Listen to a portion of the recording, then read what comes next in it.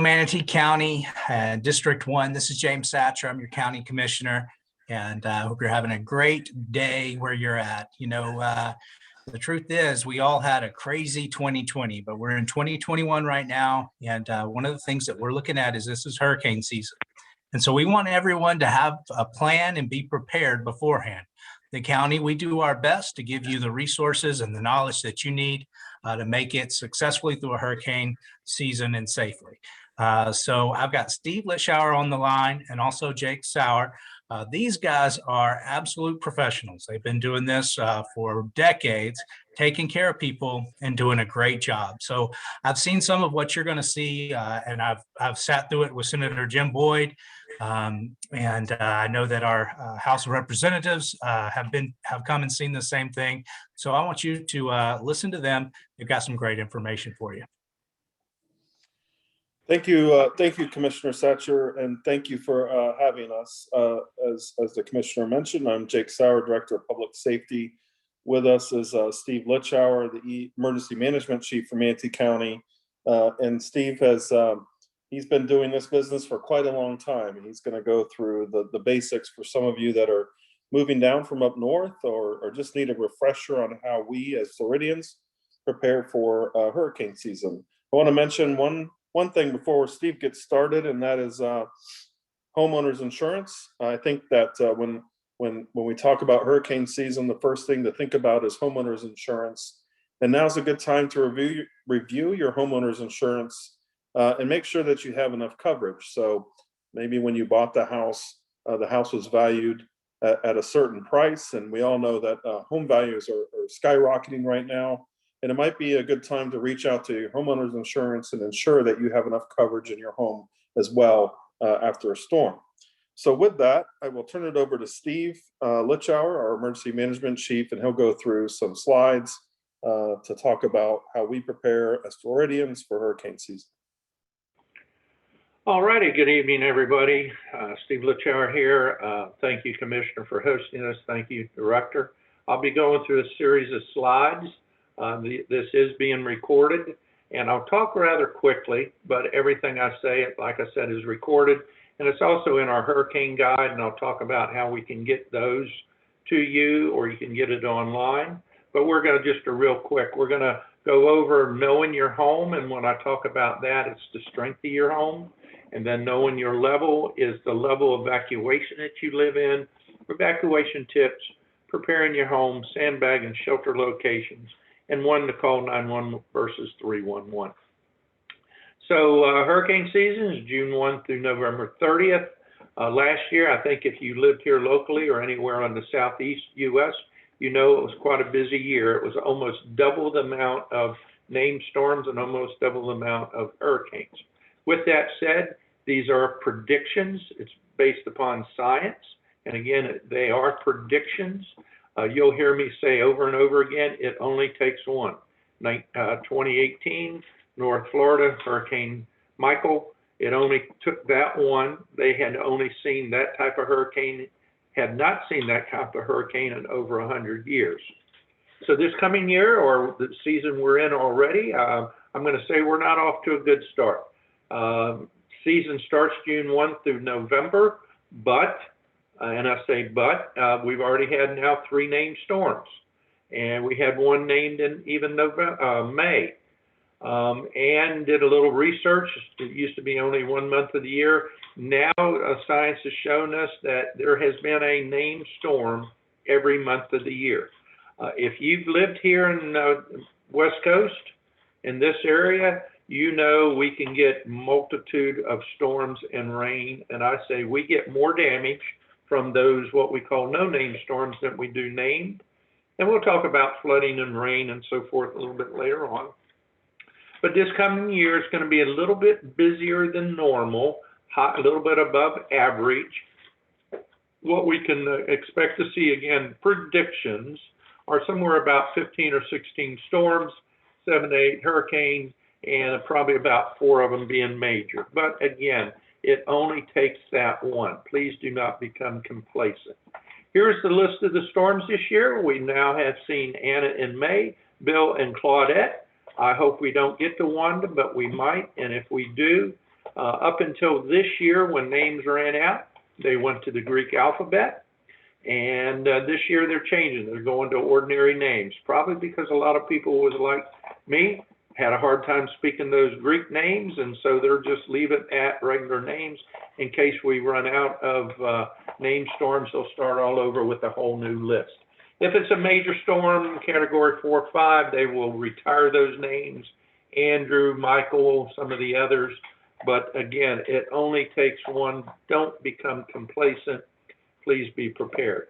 Hurricane season, this is a chart of 100 years. I'm not quite that old, but I've been around here a long time, lifetime resident, Manatee County. For the commissioner, I grew up north of the river, so I got a lot of good roots and family ties around here. But hurricane season over 100 years, like I said, is June 1 through end of November. But this charts the peak of the storms. If we look at the peak of September the 10th, I'll let you guess when Hurricane Irma, or really tropical storm Irma, came through in 2017, September 10th and 11th. So it hit it right on the mark.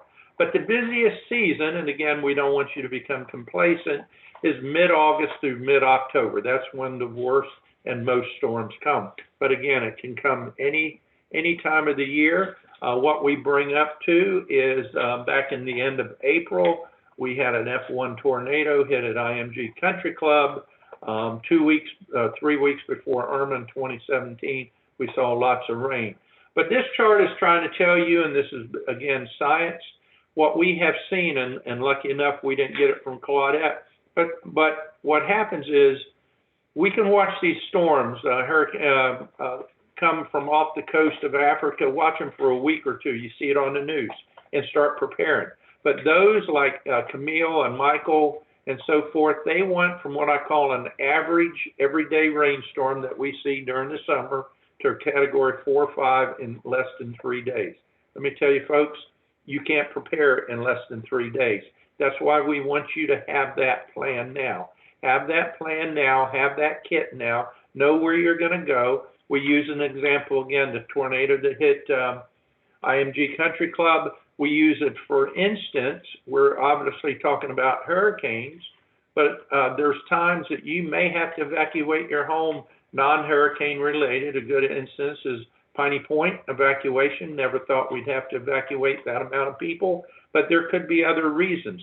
The interstate runs all kinds of things down the road. No one will have a crash, an explosion or whatever. So you always need to be prepared.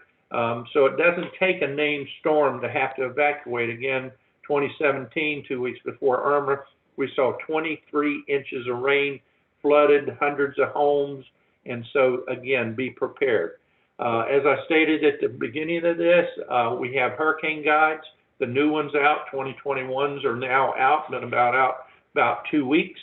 I'm going to make this pretty easy. Just remember mymanatee.org, mymanatee.org. There'll be a pop-up that says, what are you looking for? You can type in disaster guide. You can get your electronic copy right then and there, have it then and right there. Or all county libraries have them, city halls have them, county administration have them. If you live in an HOA or a mobile home park or a condo association and you want them by the hundreds, give us a call. My information will be on at the end of the slide presentation and my email, and we'll make arrangements for hundreds of them to be picked up, but otherwise libraries, city halls, administration, or when in doubt on the website of mymanatee.org. Disaster kits, we used to talk about being prepared for 3 to 5 days. Now we're recommending at least a week, if not 10 days. What we saw during Irma again is that people were without power anywhere from a few hours to over 2 weeks, without power. So we're going to go over in just a second things that you should have in your kit. But again, we recommend mask, gloves, sanitizer, just to be safe, not mandatory, but just a recommendation. So what do you need in your disaster kit? And if you heard me, I said it's a disaster kit, not a hurricane kit, but this is good for any time. I jokingly say, same thing you had in your basement up north for that blizzard. Clothes, bedding, supplies, books, prescriptions. Only 2 things you don't need down here. That is a snow shovel and a winter coat. You need everything else, canned goods, medicines. And speaking of medicines, I want to, just a tidbit of information, real life story. Take your prescription bottle with you, because what we saw during Hurricane Michael in the Panhandle, you go back, your home's destroyed, your doctor's office is destroyed, and your pharmacy destroyed. How else are you going to get a prescription filled? Take your bottle with you. Now, this is just a little recommendation. If you come the end of November, 1st of December, you have that can of beanie weenies, can of Spam, chili, beef stew, whatever it is in your hurricane kit. If you have not eaten it by the end of November and you can afford to, what I call regift it. Regift it to a food drive. Churches everywhere, clubs everywhere hold food drives, those people getting for the holiday season. So obviously, if you need it, eat it. If you can afford, as I say, regift it to a food drive. That's something to do. So what else besides us do we need to prepare for our disaster kit? I call them our wee little ones, our wee little ones. Some of us may not have children at home anymore, but our grandchildren come visit, great-grandchildren, nieces and nephews. Why do we live in Florida? It's the paradise. We live in paradise. We live on Gulf Coast of Florida. So if you're just recently moved here, you are going to learn that you have so many friends up north that want to come visit during the summer months and enjoy the beaches. Well, you need to be prepared. They need to be prepared. But if they bring the wee little ones, I hate to admit it, that if my 6-year-old granddaughter lost power for 2 weeks, oh my. But a lot of us, we grew up on coloring books, board games, things like that. So have something for the wee little ones. Also remember kid-friendly foods, healthy snacks for the kids, but be prepared for the wee little ones if they come and visit you. What else? Guess what? Our fur babies. That's what I call our dogs, cats, and birds. What we want to remind you of, if you do go to a shelter and take your pets, they are for domesticated animals, dogs, cats, and birds, not pigs, chickens, and snakes. And I say that for a reason, because those showed up during Irma. But getting back to our fur babies, you need water for them, whether you have them at home. You need their medicine. Nowadays, a lot of dogs and cats take medicine. Obviously, they're dogs and dog tags, no pun intended, their ID tags, their shot records. Guess what? Their food, their kind of food that they eat. If you're going to take them somewhere, a crate or a pet carrier. So remember the fur babies too. So this is a great slide here talking about when I first opened up, knowing your home. Manatee County's been leading the way for many years. If your home was built after 2012, it was built for 150 mile-an-hour winds or more. 2002 to 12 is 130, and going backwards, 90 to 110. Now, what I'm saying here is not necessarily that you have an older home that your roof's not built to specs, because if you had your roof replaced, and I'm not talking about pretty new shingles put on it, but a whole new roof, strapping down, built to code, it may be better, but this is a guide. So if you live in even a 2002, almost a 20-year-old home or new, 130 mile-an-hour winds. That's a lot of wind that home will take. And I'm going to show you here in a couple of slides how, if you don't know, how you can find out from the county's website. So we evacuate for 2 reasons. 2 reasons is, the first one, storm surge. Storm surge is that wall of water coming in off the Gulf of Mexico or up Manatee River from the bay, from the Tampa Bay, from the Gulf. That wall of water that's being forced in from the storm.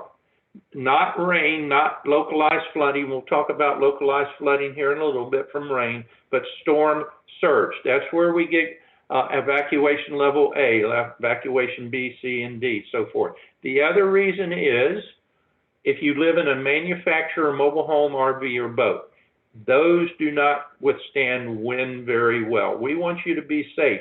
If you live in a manufactured home or mobile home in particular, you know on some of these afternoon storms and the wind gusts come through, how scary it can be. Well, if we get sustained winds even in the 40 miles an hour, it's just not safe. So when we talk about evacuation level A, no matter where you live, if you live in a manufactured home, mobile home, RV, and boat, you should, I say should, evacuate when we call level A. Now, preparing your home, the newer homes usually come with some kind of shutters. Some of them are metal, some of them are plexiglass of the sort, some of them now they have a fabric. That's really good. My home, my wife can put up a mean sheet of plywood. I'm going to joke and say this. I have a great a great storm plan I have for many, many years. That's, 4 or 5 days before the storm gets here. I go over, kiss her goodbye and say, honey, I'll see you, and leave it at blank. Sometimes it's 8 hours and sometimes it's 3 weeks. And you know what? Nobody's going to put up their shutter a week out. As it gets closer, she has put up plywood, bless her heart, but protect your home. But a big thing I want to remind here of, and you see in this little slide, is talk about trees. Trees too close to the home, they can fall over. Again, during the Hurricane Irma, what we found was a lot of those 100-plus-year-old trees, not so much of the wind at the moment, but because the ground was so saturated for weeks worth of rain, and then the wind came through and just toppled them over. Did a lot of damage from homes. But here's one I want to remind you of in the lower left-hand corner. Bring in your lawn furniture, your barbecue grill, your bicycles, your planters. Because if you don't, and the winds get pretty high, that may end up in your living room or your neighbor's living room if you're not shuttered. So a suggestion is pick up lawn furniture, like I said, planters, bicycles, grills, etc. Put them in your garage. Speaking of your garage, you want to make sure your gas tank on your car is plenty full when the storms are coming. So generators, get a lot of questions about generators, and what I want to say here, and I'm not trying to be smart, it's what you want to power. Do you want to power your refrigerator and a lamp? Or do you want to power your home just like you're sitting now enjoying the air conditioner? Maybe someone's cooking you dinner in the oven, got laundry in the laundry room. So if it's a lamp and a refrigerator, maybe $200. If it's your air conditioner, your oven, your washing machine, here you're looking at more of $10,000 to $20,000. Again, that's your personal choice based upon what you want. The cheaper ones are run off of gas, the more expensive ones, permanently mounted, are LP and natural gas. If it's a gas one, what we want you to do is ventilate it. Do not put it in your garage. Do not put it in your lanai. If you have to refuel, turn it off. We say that for a reason, because too many people are injured or killed from carbon monoxide. The other thing I want to say is more people were injured or killed after a storm than during it, because sometimes we're not thinking right, and we try to do too much, fall off a roof, cut a tree down, and it falls on you.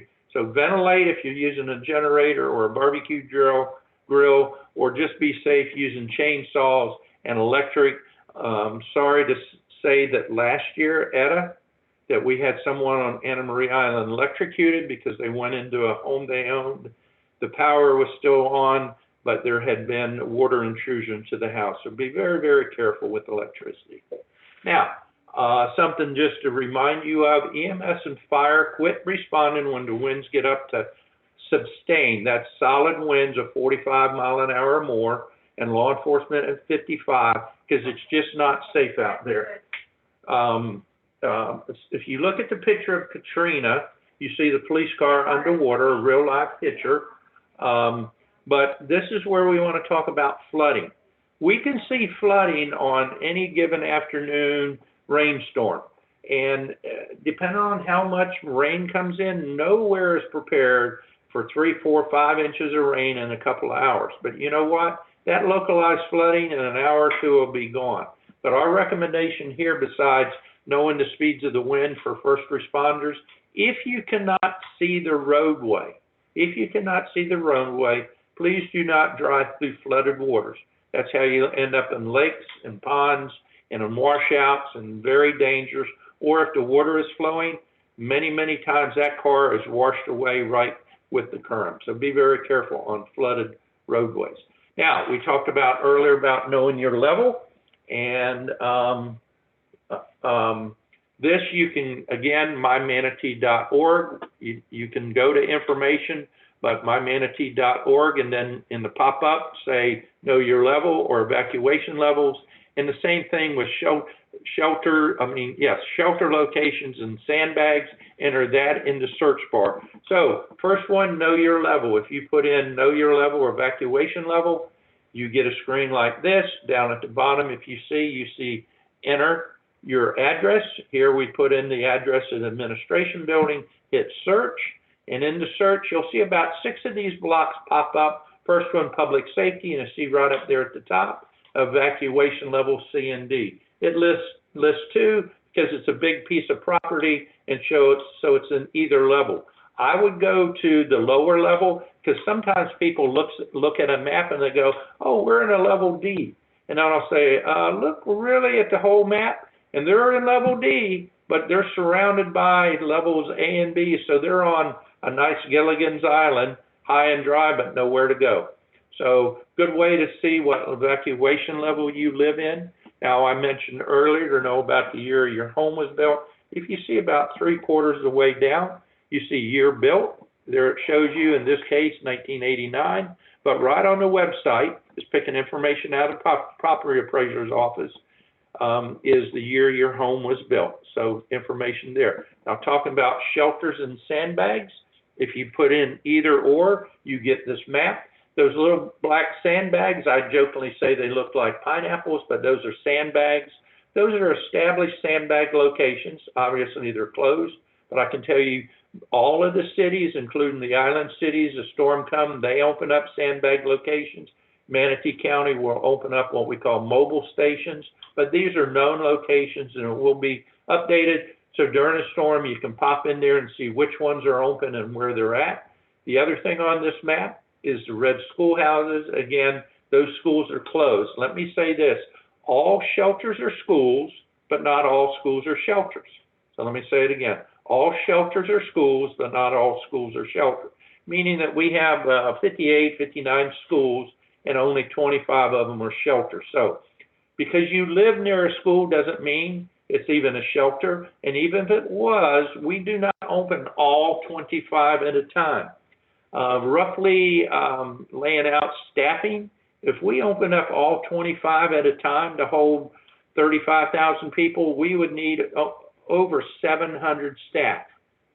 In Etta, I think we had 25 people show up. So we open them up in phases of 3 and 4 at a time. And then we need more, we'll open up another 3 and 4 and so forth. And it depends on, excuse me, what direction and intensity the storms are.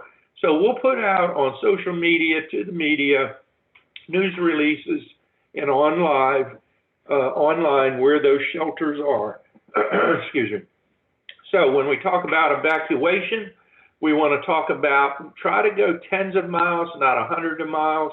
So we jokingly say, find a friend in Myakka Parish, Ellington, way out, plenty out of the evacuation area, find a family and friend to stay with. If you want to leave and have to leave early. A friend of mine during Irma procrastinated and finally went to Atlanta. That 8-hour trip took him about 18 hours. So be prepared, because what happens is you're not only competing with Manatee County residents, you're competing with everybody from Miami up for the same roadway, gas, food, and hotel rooms going out of town. So please plan ahead, know where you're going, know now where you're going if you have to evacuate. Speaking of that, going into shelters, a shelter is a refuge of last resort. It's not the Holiday Inn or Hilton. We used to say it's a lifeboat, not a cruise ship, more like a kayak now. A shelter is a safe location. It's safe and you get fed.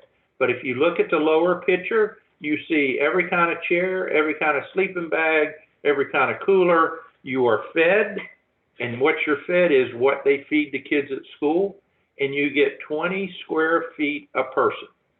And I'm going to say this, using an example, during Hurricane Michael, when I went up there to help, they had a shelter that was going to hold 75 folks. On the onset of the storm, they had 200. Because we're not going to let anybody stay outside, no matter how many people it's supposed to hold. If we got to pack you in to keep you safe, we will. But we want to let you know it's a refuge of last resort, and we ask you to maybe find friends friend, family to stay with, and allow those people that don't have those friends and family, allow them to go to a shelter. But they are a safe refuge if you have to go. In Manatee County, I said we had 25 shelters. Actually, this year there's only 22 because 3 are currently being remodeled and rebuilt in some fashion or another. And out of those 22, 3 are pet friendly. And we do have 2 special needs shelters. Both of those are pet friendly. And speaking of special needs, if you have a family or friend that meets one of these three criteria, oxygen dependent, electrical dependent, or Alzheimer's dementia, please sign up now. The reason for this is, so there we do provide bedding, but we need to make sure we have the right amount of medical staff, oxygen, and that is the only shelter that has a generator. All other shelters have no generators. So if they lose power, you're going to be without air. So we need to know that we have enough space for those people listed here. So if you have a family or friend that is in one of these 3 categories, have them sign up now. Again, mymanatee.org/needs or mymanatee.org special needs application. So we encourage those that need that extra assistance to sign up now. Manatee Alert and Manatee Ready has been out about 2 years now. Manatee Ready, I'll speak for that is secondly, but Alert Manatee used to be Code Red. We switched over, and I can let the commissioner know in probably less than 9 months of the new system, we over doubled the people that were signed up earlier on Code Red. So we encourage you to do that. The example I give is we watch Tampa and St. Pete news stations all the time on TV. Again, if you've lived here a while, they could be reporting raining cats and dogs in Wesley Chapel, and you could be on a beautiful golf course playing golf. They're not reporting anything wrong. It's just a huge, huge media market. So if you sign up for Alert Manatee, you'll get messages from us on evacuation orders, shelter openings, boil water notices, weather alerts. So a lot of good things. The utilities department uses this.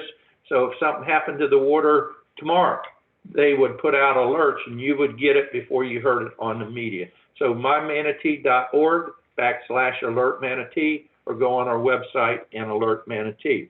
Manatee Ready is very simple. You text the word Manatee Ready, all one word, to 888-777, and you'll get short text messages. We use that at the onset of COVID to say, wear your mask, get tested, et cetera, et cetera. These are very short, quick text messages, but another way of being informed.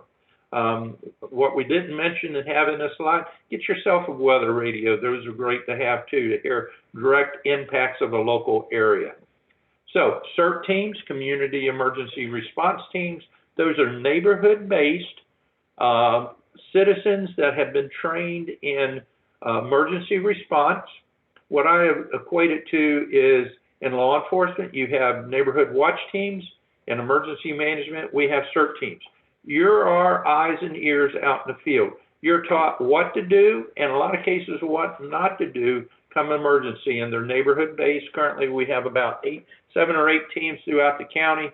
We provide free training. It's about a 25-hour course over several weeks. But again, you're our eyes and ears. So I'll give you an example. If there was a team in a certain neighborhood, there was a storm, if they contacted and say, hey, we're all good out here, send your resources somewhere else, or we're in terrible shape, we need somebody, a good resource. So as Manatee County is on Facebook, Twitter, all those great social media platforms, just sign up. Emergency management is also, so we welcome you to look us up and sign up for our Facebook and Twitter accounts. And when I was talking about 911 and 311, 911 is for emergencies, crime in progress, that traffic accident with injuries, a heart attack, a fire, things like that. 311 is for non-emergency calls. Actually, they're there every day of the week to take your calls about county government. All you got to do is remember 311. You can find out about utility issues or public work issues. But during a storm or after a storm, if you're just trying to find out what shelter's open, where to get sandbags, what streets are flooded, call 311, not 911. Leave 911 open for those true emergencies. As I said, I'm run through this pretty quick, but it's usually take 20, 30 minutes. It is recorded. All this information is in Hurricane Guide. So here's a slide. It gives you my name, my email, and my phone number. So we look forward to hearing from you. If you have any questions, if you need hurricane guides, any direction after each one of these, a lot of times I get phone calls, people asking questions. But at this point, I'll turn it back over to the commissioner to see if he has any questions or input, and then we'll go from there. Commissioner. Thank you so much, Mr. Lischauer. That was absolutely important information. I actually, I said at the beginning that I'd seen this presentation, but I saw a different one. So I learned a lot. And I've always wondered, I remember trying before I was obviously a commissioner trying to find a sandbag location. And so now I know. I went ahead and signed up for the text messages at 888-777. It worked right away. I'll warn people, my spell check made manatee ready 2 words. And so it didn't know what I wanted. But then I fixed it and sent it all as 1 word, manatee ready. And so now I'm signed up. So I appreciate your time, your information, and all that you do to keep everyone safe. It seems like, getting out in front of it is a major component and knowing, okay, I need to make some plans now so that, of course, we know last minute things are going to come up, but we need to have something in place ahead of time. Would you say that's correct? Absolutely, Commissioner. Like I said, you looked at that one slide, 3 days or less is not any time to react. And I'll use the IMG tornado. No warning, but when the people, literally took the roofs off of homes, what did they need to leave? Did they have copies of their wills, insurance papers, and things like that? And where could they go? So yes, if they don't have a plan or a kit now, they're behind time. So that's why we're encouraged. And again, anytime, and I think you've lived here a while, those storms, those rainstorms and little flooding events could pop up anytime. So we encourage everybody to have that plan. For you, sir, we're always here available anytime for the people out there to give us a call, answer any questions, anything we can do. And I feel like, 311 is really kind of a connection to the entire, just to the county government in general. So it comes in handy with something like this, but there's a lot of other circumstances where 311 is the right answer for citizens. When there's an issue with, all the way down to a pothole, you can call 311 and they put in a work order for that. So that's a neat program. And then one other thing I wanted to reiterate that you said, and then I'll leave it with you. I thought that was great what you talked about as far as if you have family or friends that you can go to and then leaving that shelter space. So it's not, we're not trying to be an episode of a 911 emergency television show. We're trying, if we've got somewhere that you can go that will be simple and easy, you can go visit family. And if it ends up, everyone gets this feeling of like, oh, I don't want to be embarrassed and the storm, putters out or goes somewhere else and never hits. Get over that. Just say, well, I'm going to go see, my uncle or go see my dad or whatever it is. And hopefully nothing will come of this storm. But if it does, then I'm ready and I'm not taking space from anyone else if that's an option for anyone. With that, I'll let you close out. All right. Thank you, Commissioner. Excellent comment. And that's what we're trying to get across to people. I would rather stay with a family or friend than somebody I don't know. So as always, we're here to assist. My name, email, and phone numbers here. It will be posted on the county website tomorrow for people to watch. And with that, thank you very much, Commissioner, and we'll end the seminar. Thank you.